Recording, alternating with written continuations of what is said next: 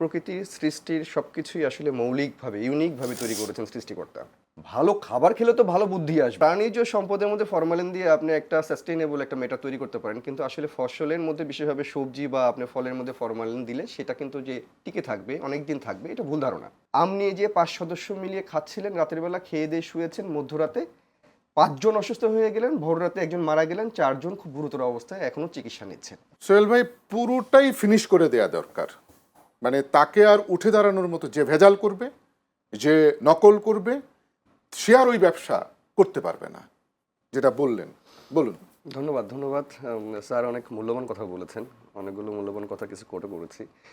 এই শেষ করে দেওয়ার যে ব্যাপারটি, আপনারা জানেন ইতিমধ্যে হ্যাঁ, যে, শেষ মানে উনি বলছে যে ওই ব্যবসাই শেষ, আর উনি আর ব্যবসা করবেন না। কিন্তু এখানে তো ব্যবসা শেষ। আমি একটা ছোট উদাহরণ দেই, সেটা হলো যে প্রাকৃতিক হাট নামে একটা প্রতিষ্ঠান আছে। ওখানে যখন একটা ভিডিও দেওয়া হয়, কোটি কোটি মানুষ সেটা দেখছে। এই কমেন্টসগুলো কিন্তু পড়ি। কমেন্টসগুলোর মধ্যে 100%-এর মধ্যে 90% শেষ করে দেন, মানে ব্যবসার কথা বলেছেন। ওরা বলছে যে যে ভেজাল করছে তাকে আসলে শেষ করে দাও, মানে তাকে মৃত্যুদণ্ড দিয়ে দাও, তাকে গুলি করো, তাকে ক্রস ফায়ার করো। মানে এই যে 90% মানুষের যে ভেতরের কষ্ট, Pulse, বেদনা, বুঝতে পারছেন? হ্যাঁ। রাগ, ক্ষুব্ধ, তাকে মারে না কেন? মানে অন্য কোনো কাজের ক্ষেত্রে হয়তো বলতো কনসিডার করো, কিন্তু এখানে কমেন্টে সরাসরি বলছে, এবং নারীদের অধিকাংশ, যদি 100-এ ধরি, প্রায় 70% নারী বলছে যে মেরে ফেলে দেন, ও তো আমার বাচ্চাকে মেরে ফেলছে। এই যে একটা বিষয় যে আমার বাচ্চাকে মেরে ফেলছে, আমি কমেন্টসগুলো খুব মনোযোগ সহকারে ধৈর্য সহকারে পড়ি। তো সুতরাং যে কথাটি বলছিলেন স্যার একেবারে ঠিক, যে ব্যবসার করবেন, যদি আপনি ভেজাল করেন তাহলে আপনি ব্যবসায় বন্ধ করে দেবো, ব্যাপারটা এরকম হওয়াই উচিত ছিল। আবার এর পক্ষে কিন্তু আমি নই। সেটি হলো যে ব্যবসা আপনি করবেন, ডেফিনেটলি করবেন, কিন্তু যেভাবে করা উচিত। তো আমি একটু শুরুতে আসতে চাই। হ্যাঁ, আমি একটু শুরুতে আসতে চাই, সেটি হলো যে প্রথমেই কোরআনের কিছু আয়াত দিয়ে স্যার শুরু করেছিলেন। তো আমি বলতে চাই যে প্রকৃতির সৃষ্টির সব কিছুই আসলে মৌলিকভাবে ইউনিকভাবে তৈরি করেছেন সৃষ্টিকর্তা। এবং যখন মানুষ এই মৌলিকত্ব বা এই ইউনিকনেসের মধ্যে ইন্টারফেয়ার করছে, ইন্টারভেনশন করেছে, তখন থেকে কিন্তু অপ্রকৃতিস্থ হওয়া শুরু করেছে সব কিছুই। তার মধ্যে খাদ্য অন্যতম একটি বিষয়।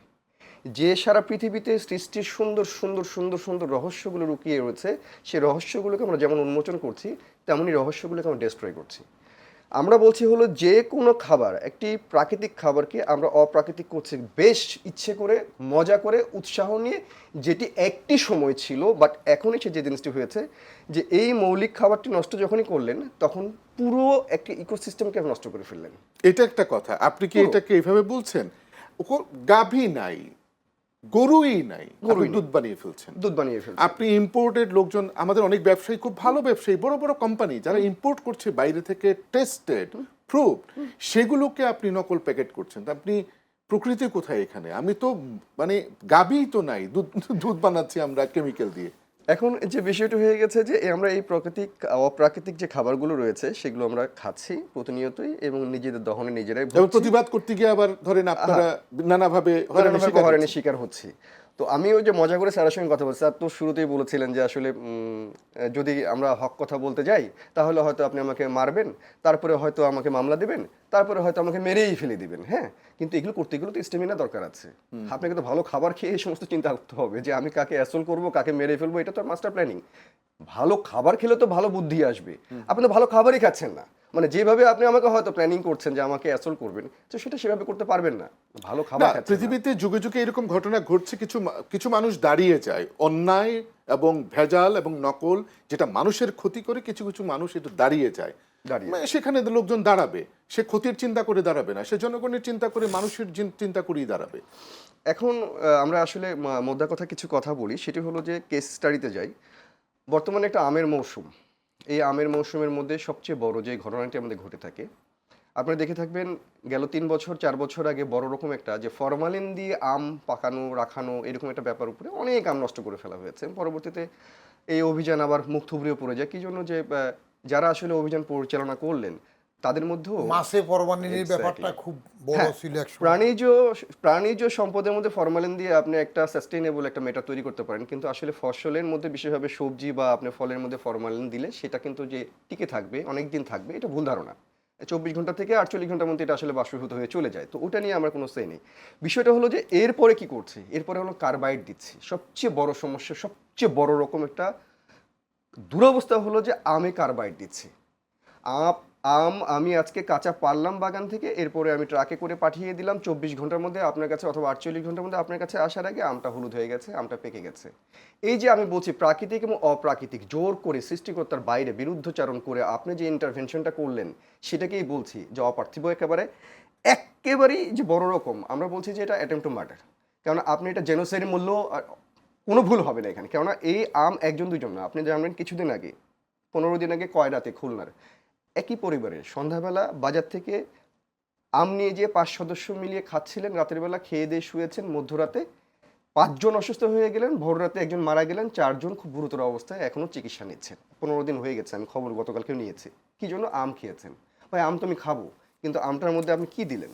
এমন কি দেওয়ার কারণে আপনি আমাকে মেরে ফেলেন? তার মানে অ্যাটেম্প টু মার্ডার। এটা তো একটা পরিবারের স্টাডির কথা বলছি, কিন্তু সারা বাংলাদেশের সিনিয়র কিন্তু সেম। তার মানে আপনি 10 লক্ষ মানুষকে বা 10 কোটি মানুষকে আম খাওয়াচ্ছেন, 10 কোটি মানুষকেই, আমি বলছি না ঠিক আছে 9 কোটি ধরলাম, আপনি মার্ডারে করছেন। অ্যাটেম্প টু মার্ডার, হত্যা চেষ্টা করছেন আপনি। তো যে যখন আমি ধরছি, আপনারা কিছুক্ষণ আগে ও বলেছেন, আপনি যে বলেন হত্যা চেষ্টা, হ্যাঁ। আসলে কি সে জানে যে এটা খেলে মানুষ মরে যাবে? স্যার ওই জায়গাটাই আমি বলতে চাচ্ছি, সেটি হলো যে পানিশমেন্টের তো ব্যাপার রয়েছে। আমরা কি কখনো কাউন্সিলিং করেছি যারা আসলে এই কর্মকাণ্ডগুলো করে? ইন্দোনেশিয়া একটা বড় রকম উদাহরণ হতে পারে, এখন বড় রকম পর্যটনের একটা হাব, যেখানে তারা 100%-এর মধ্যে 95% একেবারে অকৃত্রিম খাবারগুলো টুরিস্টকে খাওয়াচ্ছেন, নিজেরাও খাচ্ছেন, হ্যাঁ। কিন্তু তাদের মধ্যে এই সমস্যাগুলো ছিল। কিন্তু তারা যেটা করেছে, যে যে এলাকায় থাকুক না কেন, সে এলাকাতে যে পণ্য বিক্রি করুক না কেন, তাদেরকে একটা কাউন্সিলিংয়ের আওতার মধ্যে নিয়ে আসতে হবে। আমি আস্তে আস্তে গোড়ার দিকে যাব, যদিও এটি একটি ব্যাপার, বড় একটি ব্যাপার। সে তো জানে না সে যে জানে না। কার্বাইড দিলে আপনি আমাকে পুরো এটা ক্যান্সারের একটা লাস্ট স্টেজে নিয়ে চলে যাচ্ছে না, আজকে না, বাট 5 বছর পর, 10 বছর পর। এই যে কাউন্সিলিং না থাকার কারণে সে কিন্তু, আমি বলছি সাস্টেনেবল, আমি বলছি না তার ব্যবসা গুটিয়ে দিতে হবে। প্রথম থেকে আমি বলছি এর বিরুদ্ধে যে ব্যবসা গুটিয়ে দিতে হবে এমন না, লাইসেন্স বাতিল করতে হবে না, একটু পরে হিস্টোরি আর পরে বলছি। কিন্তু আপনি ব্যবসা করুন, কিন্তু কাউন্সিলিং যে করতে হবে। এই বাংলাদেশের 20 কোটি মানুষের আসলে কাউন্সিলিং দরকার, সত্য কথা। বিভিন্ন এই কাউন্সিলিংটা কে করবে? এই কাউন্সিলিংটা অবশ্যই রাষ্ট্রীয়ভাবে করতে হবে, প্রশাসনিকভাবে করতে হবে। কেন? এই কাউন্সিলিংগুলো করুক। এই কাউন্সিলিংয়ের মধ্যে বলতে হবে যে তুমি তো এইভাবে করতে পারো না বাবা, তুমি এইভাবে করলে এই মানুষটা এইভাবে ক্ষতিগ্রস্ত। যখন এই অভিযানগুলো চলছে, বিএসটিআই চলছে, আমরা ভোক্তা অধিকার সংরক্ষণ দেখছি, ফুড সেফটি অথরিটি দেখছি, প্রত্যেকে যে কি হয়েছে এটা করেছেন। দেখেন আপনাকে কিন্তু বলে দিলাম, আপনি কিন্তু এই কাজটা করতে পারবেন না, আপনাকে 2 লক্ষ টাকা জরিমানা, আপনাকে 1 বছরের জেল, আপনাকে 6 মাসের জেল। ব্যাপারটা ও বুঝতেই পারলো না, স্যার আমি তো বুঝিই নাই স্যার, ব্যাপারটা এই হলে যে এই হয়, আমি তো আসলে বুঝি নাই স্যার। ও বোঝেন নাই তো। এখন তখন হলো অভিযান যারা পরিচালনা করছেন তারাও কিন্তু বুঝতে পারলেন না, একটা দিয়ে আসলেন কিন্তু, এবং সে 6 মাসের জেল খেটে বের হয়ে বলছে যে না, 6 মাসের মধ্যে আমার এত টাকা গেছে, বাকি আর 2 মাস যদি করি তাহলে 6 মাসের জেলের টাকা সহ আমি আরো 6 মাসের অ্যাডভান্স টাকা তুলে নিয়ে আসতে পারবো, আবার ভেজাল করবো। তো ভেজালের জায়গা থেকে সে নড়ছে না, কেননা মানসিকভাবে আপনার যে ট্রিটমেন্টটা দরকার ওর, সেই জায়গাটা সে নাই। তো তাকে তো এই পুরো আপামর জায়গাটা ধরে কিন্তু কাউন্সিলিং করতে এটা হবে। মুনাফার ঘোরটেপের মধ্যে সে আবদ্ধ আছে। ওই জায়গা থেকেই সচেতনতা একটা বড় রকম দ্বার উন্মোচিত হতে পারে। আচ্ছা, 2 নম্বরের ব্যাপার ভয়াবহ আমের ব্যাপারটা বললাম, এর সঙ্গে যে আমরা প্রতিদিন কলা খাচ্ছি, প্রতিদিন পেঁপে খাচ্ছি।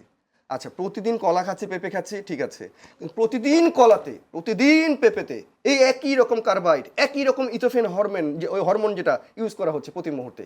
আচ্ছা, প্রতি মুহূর্তে বলতে আপনি রাতে স্প্রে করছেন, সকালবেলা আপনি ডালাতে নিয়ে বিক্রি করছেন পাড়া মহল্লার গলির মধ্যে। আপনি 24 ঘন্টা সময় দেননি, কিন্তু 6 থেকে 7 ঘন্টার মধ্যে কাঁচা কলাগুলো, কাঁচা পেঁপেগুলো হলুদ বর্ণ ধারণ করেছে। এটা নিয়ম, যেহেতু রাসায়নিকের ধর্মটা বা চরিত্রটা এটা। সে আপনাকে 12 ঘন্টার মধ্যে পুরো হলুদ করবে, এক ডিসিপ্লিনে। একেবারে 1 কোটি আপনি কলা রাখবেন, 1 কোটিতে স্প্রে করবেন, 1 কোটির কলার একই রকম একটা রং আসবে। আপনি খাচ্ছেন, 6-7 ঘন্টা পরে, 8 ঘন্টা পরে আপনার কাছে দেওয়া হচ্ছে। কিন্তু আমি বুঝতে পারলাম না, একজন বিক্রেতা যে ভেজালটা করলো, সেও বুঝতে পারলো না যে আমি কি দিলাম এটা গ্রাহকের কাছে, তো আমি বিষ তুলে দিলাম এটা। সে কিন্তু বুঝলো না। সে বুঝলো হলো এটা খাইলে তো মরে না, আমি দেখেছি, ভেজালকারী মনে করে এটা খাইলে তো মরে না। বেশি হলে কি হয়? ডায়রিয়া হয়, বেশি হলে কি হয়? বমি হয়, বেশি হলে এ হয়, মরে তো যায় না। কিন্তু ভেতরে যে মরে গেল, একটা সাস্টেনেবল রোগ যে বাসা বাঁধলোর ভিতরে, ওর মধ্যে এটা নেই তো। কিন্তু এই যে আপনার হরমোনটা স্প্রে করলেন অথবা আপনি কার্বাইডটা যে দিলেন, এই হরমোন কার্বাইড দেওয়ার পরিপ্রেক্ষিতে আপনাকে পিএইচআই এটা মেনটেন করতে হবে। পিএইচআই একজন ভেজালিকারীকে বলবেন তুমি কি পিএইচআই মেনটেন করো? স্যার এটা কি কইলেন? পিএইচআই এটা আবার কি জিনিস? আমি তো আমার বাবার জন্মে শুনি নাই পিএইচআই কি। তো পিএইচআই হলো এটা প্রি হারভেস্ট ইন্টারভেল। আপনি একটি হরমোন ইউজ করতে পারেন, ঠিক আছে, প্রাকৃতিকভাবে অনেক মানুষের দেশে আমাদের বাংলাদেশ, অনেক মানুষের মুখে আমাকে কলা দিতে হবে, অনেক কলা একবারে পাকাতে হবে, সুতরাং অনেক কলাকে একবারে স্প্রে করতে হবে, করার পরে এইটাকে পিএইচআই মেনটেন করতে হবে। হুইচ পিপল কে এখানে আছে পিএইচআই মেনটেন করবে? প্রি হারভেস্ট ইন্টারভেল অর্থাৎ আমি আজকে স্প্রে করব, 2 দিন পরে অথবা 3 দিন পরে তার স্থিতি ওই স্প্রে যে হরমোনটা বোতলটা আপনি কিনছেন সেখানে কিন্তু পিছন থেকে লেখা আছে যে আপনি যদি এই কাঁচা পণ্যের মধ্যে এই পণ্যতে এই স্প্রে করেন 3 দিন ইন্টারভেল দিতে হবে, বিরতি দিতে হবে, এরপরে পরিষ্কার করবেন, পরিষ্কার করে তারপরে আপনি বিক্রেতার কাছে দিবেন, বিক্রেতা ভোক্তার কাছে দেবে। রাইট, আসতেছে আপনার কাছে একটা বিরতিতে যাচ্ছি। স্যার বিরতির আগে আপনার কাছে একটা প্রশ্ন রেখে যাই, সেটা হচ্ছে যে এই যে বললেন আপনার পিএসআই বললেন কয়েকটা সময়, আমি এই প্রশ্নের পাশাপাশি আপনার কাছে আমার প্রশ্ন হচ্ছে আপনার দীর্ঘ জীবনে যে আপনি চাকরি করেছেন, আমরা কি উনি যে বললেন আমরা কি এইরকম কোনো প্রতিষ্ঠান তৈরি করতে পারলাম না যে প্রতিষ্ঠানে এই কাউন্সিলগুলো ম্যাসিভ লেভেলে সারা বাংলাদেশে আমাদের মানুষের কাছে পৌঁছাবে, যে ও তো জানে না কি দিচ্ছে কিন্তু তাকে জানানো। আসছি বিরতির পর। দর্শক আমাদের সঙ্গেই থাকুন, কথা বলছিলাম শিশু খাদ্যের ভেজাল ও নকল নিয়ে। থাকুন আমাদের সঙ্গে।